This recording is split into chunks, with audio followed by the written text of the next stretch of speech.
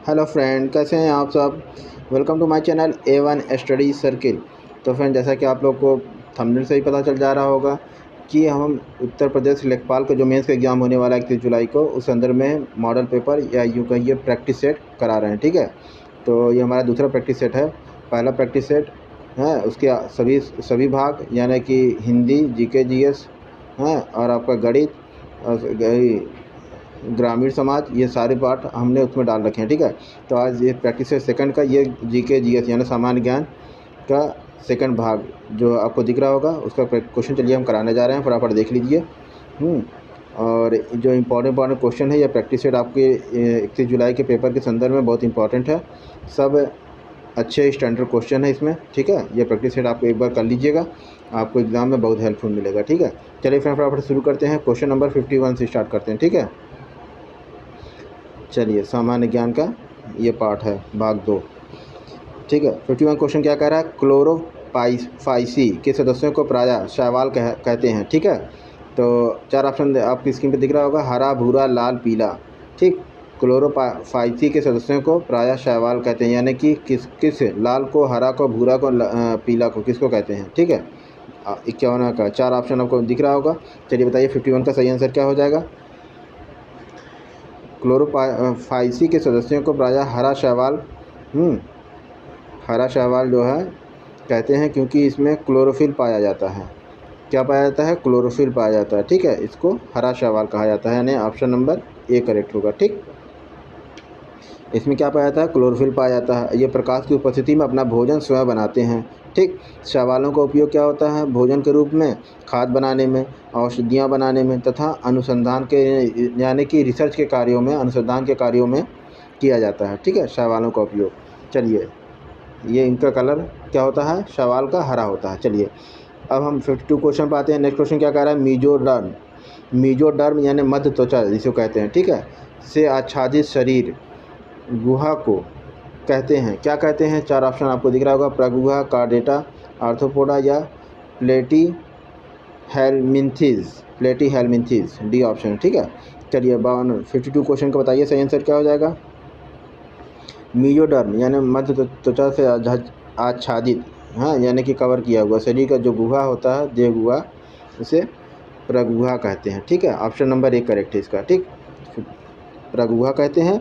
और ये भी जान लीजिए कि इसमें युक्त जो प्राणी होता है, इससे युक्त जो प्राणी होता है उसको प्रगुही प्राणी कहते हैं। ठीक है, इसका एग्जाम्पल के तौर पे आप देख लीजिए, एनिलिडा, मोलस्का, आर्थ्रोपोडा और कार्डेटा, ये सब इसके एग्जाम्पल हैं। ठीक है, तो इसको प्रगुहा कहते हैं, गुहा को प्रगुहा कहते हैं। ठीक है, कार्डेटा इसका एग्जाम्पल में आता है, कार्डेटा इसमें ऑप्शन में नहीं रहेगा। ठीक है, तो आर्थ्रोपोडा, कार्डेटा, मोलस्का, ये सब, एनिलिडा, ये सब इसके एग्जाम्पल में आएंगे प्रगुहा के। ठीक, चलिए नेक्स्ट क्वेश्चन पर आते हैं, फटाफट देख लीजिए नेक्स्ट क्वेश्चन क्या कह रहा है, उत्तल और अवतल दर्पण किसके उदाहरण हैं। ठीक है, उत्तल अवतल दर्पण पूछ रहा है, किसके उदाहरण हैं, समतल दर्पण के हैं, गोली दर्पण के हैं, उल्टा दर्पण के हैं या फिर सीधा दर्पण के हैं।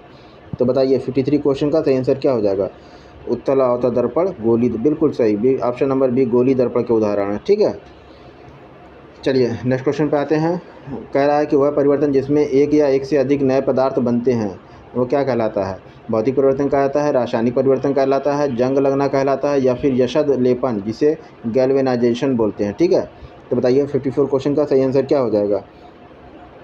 उसको बिल्कुल सही, इसका रासायनिक परिवर्तन कहा जाता है कि वह परिवर्तन जिसमें एक या एक से अधिक नए पदार्थ बनते हैं उनको रासायनिक परिवर्तन, इसकी जगह पे ये फिल इन द ब्लैंक पे ये रासायनिक परिवर्तन भरा जाएगा। ठीक है, रासायनिक परिवर्तन कहते हैं। ठीक, चलिए ये क्वेश्चन कंप्लीट हो गया। जैसे इसका एग्जांपल अगर लेना चाहें तो आप क्या हो जाएगा, दूध से दही का बनना, ये रासायनिक परिवर्तन हो, ठीक, का एक बेस्ट उदाहरण है। ठीक है, दूध से दही का बनना एक रासायनिक परिवर्तन का बेस्ट उदाहरण है। ठीक, चलिए नेक्स्ट क्वेश्चन पे आते हैं, फटाफट देख लीजिए। नेक्स्ट क्वेश्चन क्या कह रहा है, धातुओं का वह गुण जिसके कारण उन्हें पीट कर शीट में परिवर्तित कर किया जा सकता है। ठीक है, वह गुण क्या कहलाता है, शीट में परिवर्तित किया जाता है तो उसका क्या कह रहा है, क्या कहा जाता है। ठीक है, तन्यता कहा जाता है या फिर आघात वर्धनीयता, श्यानता या फिर तनन सामर्थ्य। ठीक है, तो बताइए 55वां क्वेश्चन का सही आंसर क्या हो जाएगा। उसको आघात वर्धनीयता कहलाते हैं, बिल्कुल सही, बी ऑप्शन। ठीक है, आघात वर्धनीयता किया कहा जाता है इसको, ठीक है। अब इसका एग्जांपल के तौर पे देखा जाए तो कौन सा धातुओं का गुण है, जैसे सोना है, लोहा है, पीतल है, चांदी है, ये सब इसके आधार वर्धनीयता के उदाहरण हैं, ठीक। चलिए नेक्स्ट क्वेश्चन पे आते हैं, फटाफट देख लीजिए क्या कह रहा है। निम्नलिखित में से किस ग्रंथ में हमें भारत और इटली के बीच होने, भारत और इटली ग्रंथों की बात हो रही है, किस ग्रंथ में हमें भारत और इटली के बीच होने वाले व्यापार की जानकारी मिलती है? नेचुरल हिस्टोरिका में, जियोग्राफी में, इंडिका में, या फिर इनमें से कोई नहीं? 4 ऑप्शन आपको मिल गया, बताइए इसका सही आंसर क्या हो जाएगा फ्रेंड। ठीक है, बिल्कुल सही, नेचुरल हिस्टोरिका में ही हमें इटली और भारत के बीच होने वाले व्यापार के संदर्भ में जानकारी मिलती है। ठीक है, इस ग्रंथ की रचना किसने की थी? नेक्स्ट क्वेश्चन आएगा, नेचुरल हिस्टोरिका जो है ग्रंथ, इसकी रचना किसने की थी? तो क्वेश्चन का सही आंसर क्या हो जाएगा? प्लिनी ने की थी, प्लिनी ने की थी। ठीक है, तो नेचुरल हिस्टोरिका की रचना किसने की थी? प्लिनी ने की थी, और इसमें अनेक व्यापारिक वस्तुओं के नाम भी मिलते हैं आपको नेचुरल हिस्टोरिका में। ठीक है, तो ये हो गया आपका 56 क्वेश्चन। नेक्स्ट क्वेश्चन बढ़ते हैं, फटाफट देख लीजिए अगला क्वेश्चन क्या कह रहा है। 57, निम्नलिखित में से कौन कह रहा है कि महमूद गजनवी के दरबार से संबंधित था या थे? ठीक, उतबी थे, फरदौसी था, अलबरूनी था, ये सभी थे। ठीक है, बताइए 57वां क्वेश्चन का सही आंसर क्या हो जाएगा? सब लोग ट्राई कीजिए। बिल्कुल सही, ये सभी थे, उतबी, फिरदौसी, अलबरूनी, ये तीनों जो महमूद गजनवी के दरबार से संबंधित थे। ठीक है, ऑल ऑफ एबव। ठीक, 57 क्वेश्चन का डी ऑप्शन। ठीक है, तीनों महमूद गजनवी दरबार से संबंधित थे। और ये उतबी जो थे उन्होंने कौन से पुस्तक लिखी थी? तारीख़ यामिनी, इस पुस्तक को लिखा था। ठीक है, ये महान फ़ारसी विद्वान फिरदौसी ने कौन से लिखा था? शाहनामा लिखा था।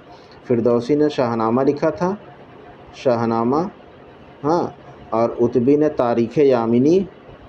ठीक, तारीख़ यामिनी। ठीक, और किताबुल हिंद के लेखक आपको पता ही है, अलबरूनी है। किताबुल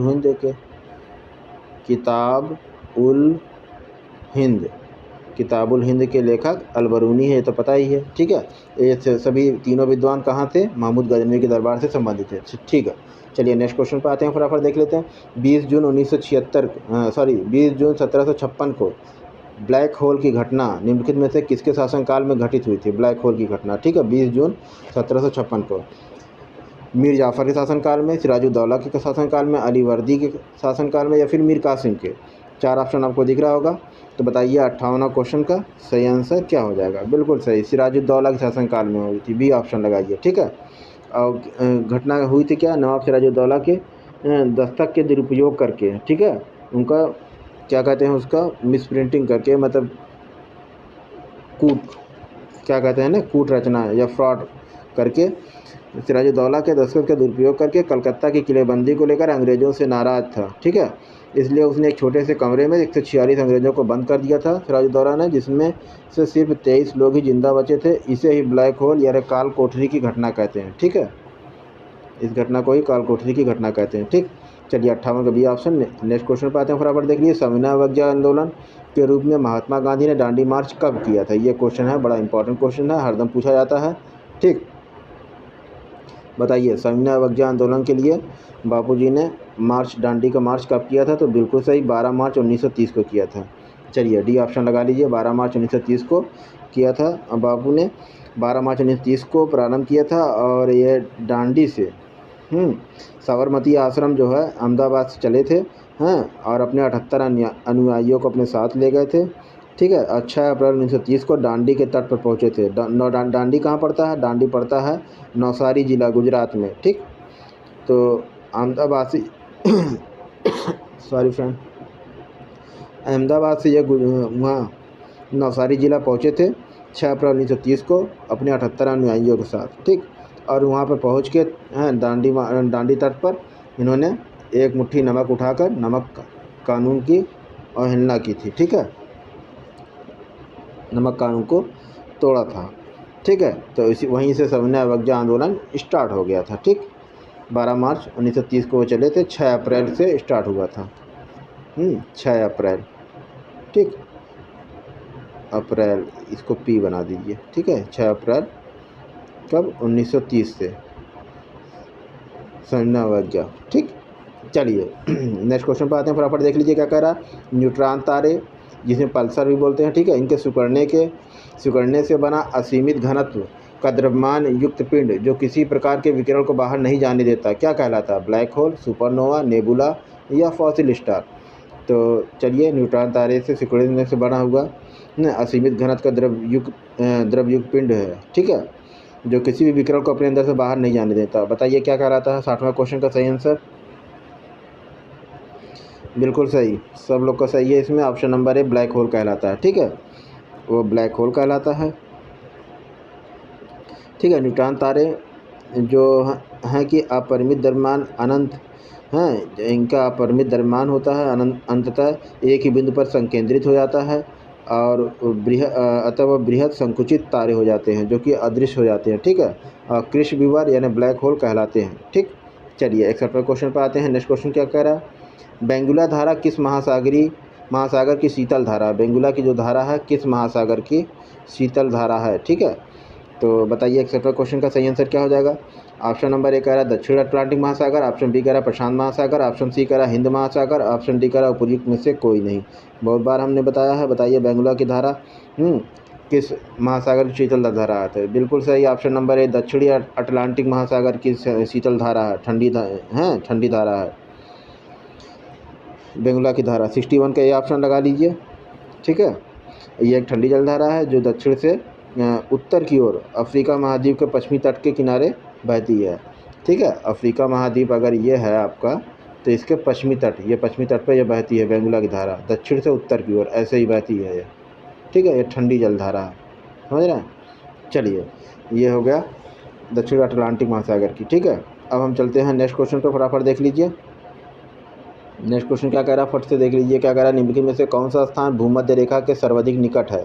ये क्वेश्चन, ऐसा क्वेश्चन बहुत पूछता है ना, कौन सा स्थान भूमध्य रेखा के सर्वाधिक निकट है?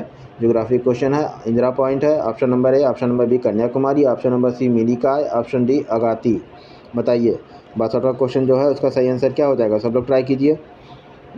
भूमध्य रेखा के सर्वाधिक निकट कौन सा है? तो इसमें सही हो जाएगा बिल्कुल सही, ऑप्शन नंबर ए इंदिरा पॉइंट। इंदिरा पॉइंट जो है वो भूमध्य रेखा के सर्वाधिक निकट है, ठीक है। इंदिरा पॉइंट भारत का दक्षिणतम बिंदु भी है, हाँ, और यह कहाँ पे है? ये ग्रेट निकोबार में है, ठीक है, ये ग्रेट निकोबार में है।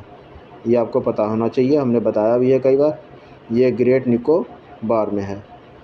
अंडमान निकोबार आप पता समझ रहे हैं ना, जो आइलैंड है, ये छोटा छोटा आइलैंड है जो दक्षिण में भारत देश के, ठीक है, वही ग्रेट निकोबार में है, ठीक है, यहीं पे है कहीं इंदिरा पॉइंट, लास्ट वाला पॉइंट, ठीक। चलिए नेक्स्ट क्वेश्चन चलते हैं। निम्नलिखित में से कौन सी मिट्टी बागानी फसलों में कौन आती है? चाय है, इलायची है आदि है, इसे इनके लिए सर्वाधिक उपयुक्त है। लेटराइट की मिट्टी, काली मिट्टी, दोमट मिट्टी या जलोढ़ मिट्टी, ये चारों मिट्टियों में से कौन सी बागानी फसलों के लिए सर्वाधिक उपयुक्त है? बताइए। 63 क्वेश्चन का सब लोग ट्राई कीजिए। चलिए बिल्कुल सही, लेटराइट मिट्टी जो होती है वो बागानी फसलों के लिए सर्वाधिक उपयुक्त मानी जाती है, ठीक है। तो बागानी फसलें क्या है? जैसे चाय है, इलायची है, इन सब के लिए सर्वाधिक उपयुक्त लेटराइट मिट्टी है। तो बताइए आपको, यह मिट्टी जो होती है वो उच्च तापमान और अत्यधिक वर्षा वाले क्षेत्रों में विकसित होती है, पाई जाती है, ठीक। और इस मिट्टी का विस्तार कर्नाटक, केरल, तमिलनाडु, मध्य प्रदेश, असम आदि राज्यों में है, ठीक है। लेटराइट मिट्टी का कहाँ पे है? कर्नाटक, हाँ, कर्नाटक, केरल, कर्नाटक है, केरल है, तमिलनाडु है, तमिलनाडु, ठीक, और इसके बाद मध्य प्रदेश और असम है, ठीक। इन क्षेत्रों में लेटराइट मिट्टी पाई जाती है, ठीक है। चलिए नेक्स्ट क्वेश्चन पर आते हैं, फटाफट देख लीजिए क्या कह रहा है कि दो पारिस्थितिक तंत्रों के मध्य अथवा दो विभिन्न समुदायों के मध्य स्थित संक्रमण क्षेत्र क्या कहलाता है? ठीक है, बायोम, इकोटोन, अनुक्रम या क्रमकी, यानी इसको अनुक्रम को सक्सेशन कहते हैं, क्रमकी को सीरियल भी बोलते हैं, ठीक है। तो बताइए दो पारिस्थितिकी तंत्रों के मध्य अथवा दो विभिन्न समुदायों के मध्य स्थित संक्रमण क्षेत्र, ठीक है। इसकी बात कर, दो समुदायों के मध्य स्थित संक्रमण क्षेत्र को क्या कहते हैं, यही पूछ रहा है क्वेश्चन में, ठीक है। 4 ऑप्शन आपको दिख रहा होगा। बताइए 64 क्वेश्चन का सही आंसर क्या हो जाएगा? तो इसका सही आंसर बिल्कुल सही हो जाएगा, ऑप्शन नंबर बी इकोटोन हो कहलाते हैं, ठीक है। दो समुदायों के मध्य स्थित संक्रमण क्षेत्र को इकोटोन कहा जाता है, ठीक, जिसमें क्या होता है कि दोनों पारिस्थितिकी तंत्रों की विशेषताएं पाई जाती हैं। इकोटोन में दोनों पारिस्थितिकी तंत्र की विशेषताएं पाई जाती हैं। चलिए नेक्स्ट क्वेश्चन पर आते हैं, फटाफट देख लीजिए। संविधान सभा का संवैधानिक सलाहकार निम्नलिखित में से कौन था? बहुत बार क्वेश्चन बताया है, आंसर इसका बताइए आप। क्वेश्चन नंबर 65 का 4 ऑप्शन आपको दिख रहा है। के एम मुंशी हैं, अम्बेडकर हैं, BN राव हैं और डॉक्टर राजेंद्र प्रसाद।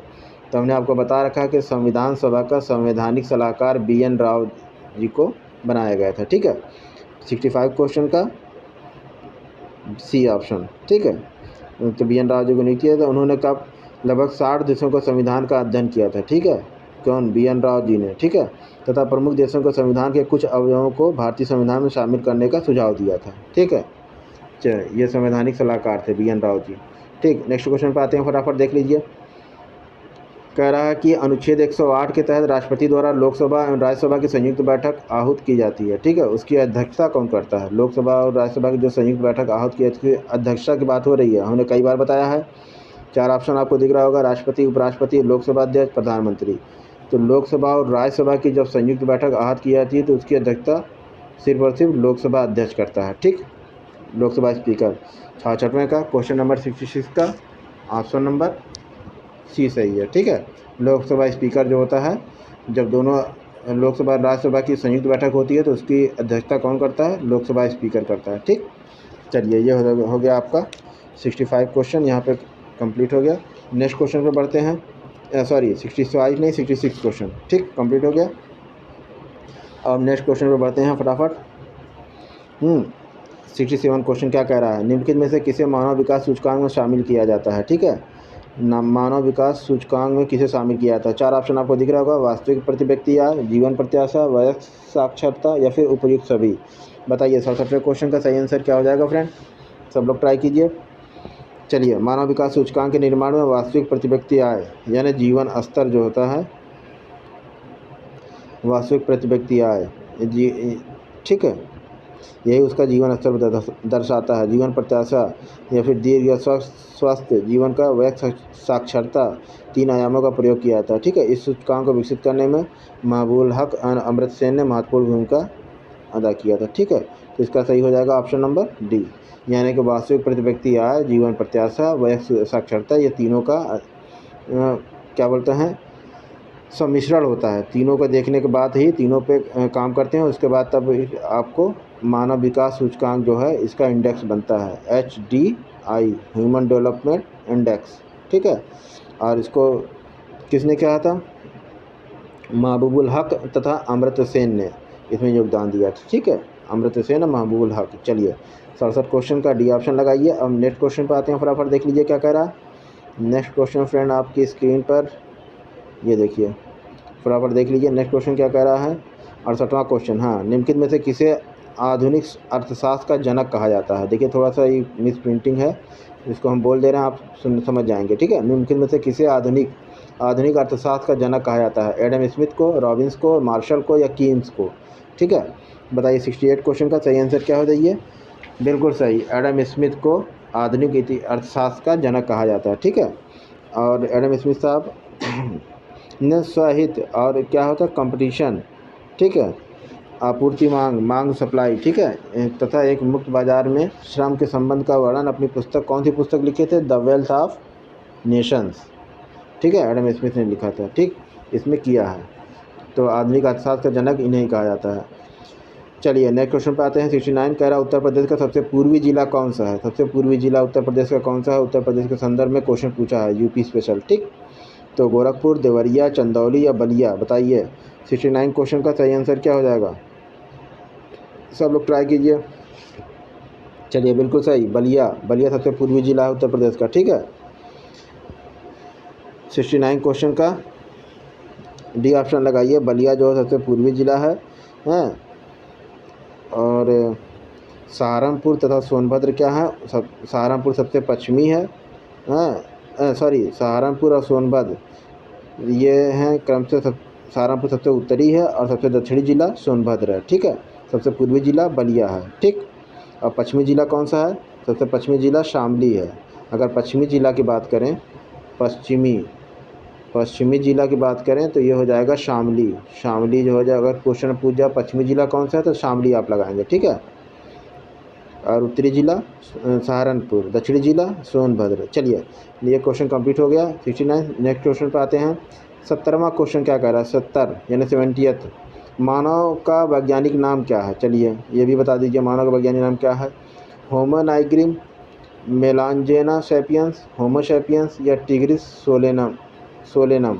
बताइए 70 क्वेश्चन का सही आंसर क्या हो जाएगा, बताइए अपना मानव का वैज्ञानिक नाम तो बता दीजिए।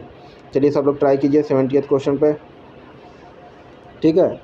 बिल्कुल सही, मानव का वैज्ञानिक नाम जो है वो होमो सैपियंस है, ऑप्शन नंबर सी सही है, ठीक है। यह एक लैटिन शब्द है होमो सैपियन, जिसका हिंदी में क्या अर्थ होता है, हिंदी में अर्थ होता है बुद्धिमान व्यक्ति, ठीक है। जैविक रूप से अगर मानव को होमिनिड के रूप में वर्गीकृत किया जाता है, ठीक है। चलिए ये हो गया, ये लैटिन शब्द है, ठीक है, ये आपको पता होना चाहिए। लैटिन शब्द है जिसका अर्थ होता है बुद्धिमान जीव, बुद्धिमान व्यक्ति, बुद्धिमान व्यक्ति। चलिए ये हो गया आपका 70th क्वेश्चन। 71 क्वेश्चन पर आते हैं, फटाफट देख लीजिए, अब ज़्यादा क्वेश्चन इसमें नहीं बचा है। सभी जटिल प्राणियों का शरीर केवल प्रकार के आधारभूत ऊतकों का बना हुआ है, ठीक है। सभी जटिल प्राणियों का शरीर, उसके बाद आगे खाली स्थान है, ठीक है। प्रकार का आधारभूत ऊतकों का बना हुआ है, तो कितने, हाँ कितने प्रकार के आधारभूत ऊतकों से बना है, ठीक है। 4000, 440 या फिर 4, ये क्वेश्चन पूछ रहा है, ठीक है। तो 71वें क्वेश्चन का सही आंसर बताइए क्या हो जाएगा। जटिल प्राणियों का शरीर, बिल्कुल सही, 4 प्रकार के, सभी जटिल प्राणियों का शरीर जो है 4 प्रकार के आधारभूत ऊतकों का बना हुआ है, ठीक है। और 4 प्रकार के ऊतक कौन कौन से होते हैं, एक होता है उपकला, एक होता है उपकला, ठीक, उपकला फर्स्ट हो गया। और दूसरा होता है संयोजी ऊतक, हाँ संयोजी ऊतक उन्होंने बता रखा है, संयोजी ऊतक दूसरा हो गया है। और उसके बाद तीसरा होता है पेशी, चौथा होता, तीसरा होता है पेशी, तीसरा पेशी हो गया। चौथा होता है क्या, चौथा होता है आपका तंत्रिकाएं, तंत्रिकाएं, ये 4 प्रकार के, ठीक है, आधारभूत ऊतकों से बना होता है जटिल प्राणियों का शरीर। चलिए अब ये हो गया आपका क्वेश्चन नंबर कौन सा 71। नेक्स्ट क्वेश्चन पर आते हैं। एक संचार मार्ग जो डेटा को एक जगह से दूसरी जगह स्थानांतरित करता है, संचार मार्ग की बात हो रही, जो डेटा को एक जगह से दूसरी जगह ट्रांसफ़र करता है, वह क्या कहलाता है, लिंक कहलाता है, नोड कहलाता है, मीडियम कहलाता है या टोपोलॉजी कहलाता है, ठीक है। चलिए 72 क्वेश्चन का सही आंसर बताइए। एक संचार मार्ग जो डेटा को एक जगह से दूसरी जगह ट्रांसफ़र यानी स्थानांतरित करता है, वो बिल्कुल सही मीडियम कहलाता है, ऑप्शन नंबर सी सही है। चलिए नेक्स्ट क्वेश्चन पर आते हैं। क्वेश्चन नंबर 73 क्या कह रहा है, ध्वज गीत, ध्वज गीत कौन है, हैं इसकी रचना किसने की थी। Option number A Makhan Chaturvedi, Ramdhari सिद्धिरकर, श्यामलाल गुप्ता पार्षद या मैथिली शरण गुप्त। ध्वज गीत यानी झंडा गीत, ठीक है, कौन, झंडा गीत क्या है, हाँ झंडा गीत है विजय विश्व तिरंगा प्यारा, ठीक है। चलिए इसकी रचना किसने किया था, बिल्कुल सही, श्यामलाल गुप्ता पार्षद जी ने की थी। विजय विश्व तिरंगा प्यारा जो झंडा फहराते हैं 15 अगस्त को, उसमें यही गाया जाता है विजय विश्व तिरंगा प्यारा, तो वो श्यामलाल गुप्ता पार्षद जी ने गाया था, ठीक है। चलिए 73 का सी ऑप्शन लगाइए, झंडा ऊंचा रहे हमारा। 74 क्वेश्चन पे आते हैं, फटाफट देख लीजिए। My experiment with truth, my experiment with truth जो है इसके लेखक कौन है, अरस्तु हैं, चर्चिल हैं, जॉन मेरिस या महात्मा गांधी हैं, ठीक है। 74 क्वेश्चन का सही आंसर लगाइए सब लोग, बिल्कुल सही, महात्मा गांधी जी ने, माई एक्सपेरिमेंट विथ ट्रूथ के लेखक महात्मा गांधी जी हैं। चलिए नेक्स्ट क्वेश्चन पर आते हैं और संभवतः इस वीडियो का लास्ट क्वेश्चन होगा 75, हाँ बिल्कुल सही। चलिए देखते हैं, निम्नलिखित कपों उनसे संबंधित खेलों, अच्छा कप एक तरफ दिया है सूची कप की, एक तरफ उसके संबंधित खेल, ठीक है, एजरा कप, सुंदरीमन कप और ओवर्स कप और डेविस कप, इसको मैच कराना है, ठीक है। निम्नलिखित कपों से संबंधित खेलों में से कौन सुमेलित नहीं है, सुमेलित नहीं है ये पूछ रहा है, ठीक है, तो इसको मैचिंग कराना है, बताना है कि कौन सुमेलित नहीं है, ठीक है। तो बताइए 75 क्वेश्चन का सही आंसर क्या हो जाएगा। जो एजरा कप है, एजरा कप और इसके सामने फुटबॉल बना है, तो यही सुमेलित नहीं है, ठीक है, ये गलत है, ठीक, तो आपका आंसर यही हो जाएगा, ए ऑप्शन, ठीक। 75 का ए ऑप्शन हो जाएगा। ठीक है, पोलो जो है घोड़ों पर बैठ कर खेला जाने वाला एक खेल है। ठीक है, इसमें प्रत्येक टीम में 4 खिलाड़ी होते हैं। तो एजरा कप पोलो खेल से संबंधित है, ना कि फुटबॉल से। ठीक है, चलिए अब हम यहाँ पे हमारा 75 क्वेश्चन कंप्लीट होता है। फ्रेंड, वीडियो अगर पसंद आए तो इसको लाइक कीजिएगा, अपने फ्रेंड सर्कल में इसको शेयर कीजिएगा, ज़्यादा से ज़्यादा लोग इसका प्रैक्टिस कर सकें, क्योंकि एग्ज़ाम की डेट बहुत नज़दीक है और आपके पास टाइम बहुत कम है। चलिए फ्रेंड, मिलते हैं नेक्स्ट वीडियो में। और नेक्स्ट वीडियो में हमारा ग्राम समाज एवं विकास से संबंधित वीडियो रहेगा। ठीक है, इस प्रैक्टिस सेट का लास्ट पार्ट। मिलते हैं फ्रेंड नेक्स्ट वीडियो में। बाय बाय, टेक केयर, जय हिंद, जय भारत।